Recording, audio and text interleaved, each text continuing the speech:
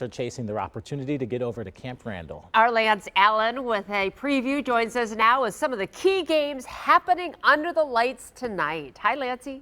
Hello, Susie and Ryan, of course. Hey, it might be round 2 of the WIA football playoffs, but we have to bring in our number 1 guy, the man, the myth, the legend, the 60-minute man, and iHeart pays him so well, his shoes cost more than your house. He is the one and only Chuck Freeman, host of Football Friday Night on 97.3 The Game.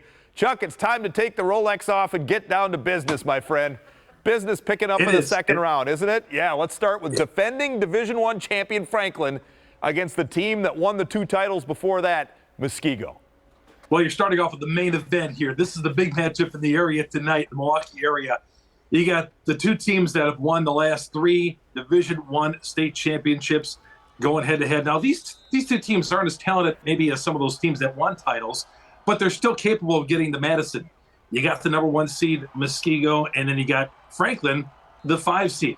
This is going to be a terrific matchup, but a few years ago, it was Franklin who couldn't get by Muskego. They lost to him 3 straight times in the playoffs, but the winner moves on to the 3rd round tonight, Lance. All right, it doesn't happen often, but every once in a while, and with 5 of the Classic 8 conference teams still alive, an intriguing matchup between Waukesha West trying to pull the upset at Susie's Kettle Moraine Lasers. Of course, you got to talk about Kettle Moraine nonstop, Chuck. But it is amazing that 5 of the 8 teams in the Classic 8 are into round 2. And that's why it's such a great conference, year in, year out. That's why the Classic 8 is the best conference in the state, bar none, in regards to football. And you've got Kettle Moraine here. They started off the season 1-2. But Susan's team, I'm not going to call her Susie. Susan's team is on a roll. They've won 6 of their last 7. And they beat Waukesha West, earlier in the season, 28-0. This one is going to be back in Wales again, just like the first meeting. And Kettle Moraine's got visions.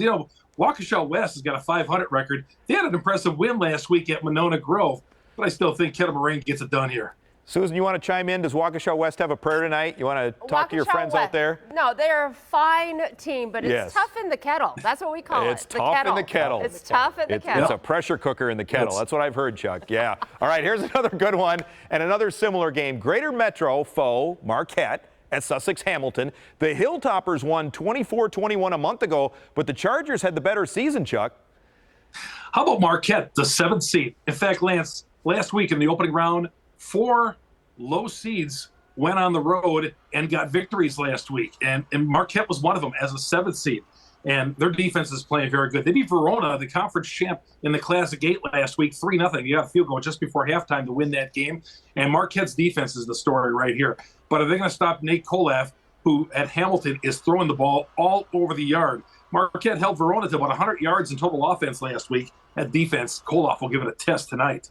And then there's Lake Geneva Badger trying to pull the upset on Mukwonago, as Mukwonago, the number 1 ranked team for most of the year until, it's 6 degrees of separation of Susie, as I like to call it around here. Susie's Kettle Moraine Lasers knocked them off out of the number 1 spot. But still, Chuck, that should be an intriguing matchup as well.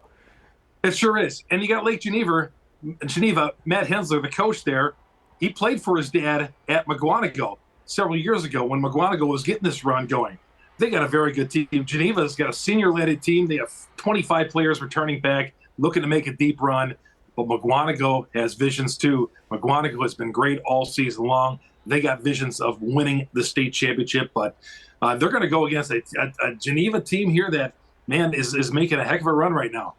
It's almost like the old Brady Bunch. It's always Susie, Susie, Susie. I don't want to leave Ryan Jenkins out of this, and maybe he doesn't want me exclaiming this, but I live in Franklin. He lives in Franklin, so we're hoping for the Sabres, obviously. So Ryan says yes, so he's in on this as well. I love it. All right, one more game to talk about. How about Grafton at Port Washington, Chuck? This one kind of intrigues me as well. Yeah, that's a very good matchup as well. I mean, you talk about 2 teams. Grafton, its only loss this year was the Port Washington back early in the season. Grafton had a great season, and so did Port Washington. Port Washington, for years, back in the 80s, man, under Al Ernest, they were a legendary program. But I think the winner of this team is going to go make a real strong run to Madison. But I love this matchup tonight. This is one of the premier on here. People aren't really talking about this, but this is one of the best matchup I think in the Milwaukee area tonight. By the way, Chuck, are you wearing a tracksuit or something? You're looking pretty smooth there, and you got your hair all combed up. You're ready for the playoffs in round 2, man. I am. I'm not ready to let go of summer weather just yet, or early fall. I'm not gonna, when I see you wearing the coat and tie, then I got to start rethinking that way of thinking. Boy, this guy, you take him off the radio, you put him on TV, and he just cleans up well. All right, Chuck Freeman, iHeartRadio, we do appreciate you and taking the time with us. Thanks, guys. Week 3 next week. We'll see you then. Absolutely, Chuck. We can't wait. We listen to Chuck every night on Fridays from 9:30 to 11 on 97.3 The Game for Friday Night Football. I'll send it back over to Ryan, who has much better taste because he likes Franklin. And Susan. No, see, I have to Kettle-Moraine. sit next to Susan, so I'm Yeah, not saying I anything. know. But I agree with you. It's a tough job, but somebody's got to do it, Ryan. That's why I Also, keep my distance. Lancey, did you know tracksuits are back? They are I back. mean, Chuck is a fashion Tracksuits icon are back. there. 80s neon colors are back. 90s wear is back. I should have Right. saved all that stuff. Oldies but goodies. Yeah. At some point, I would be cool, but Thanks, Lance. Yeah.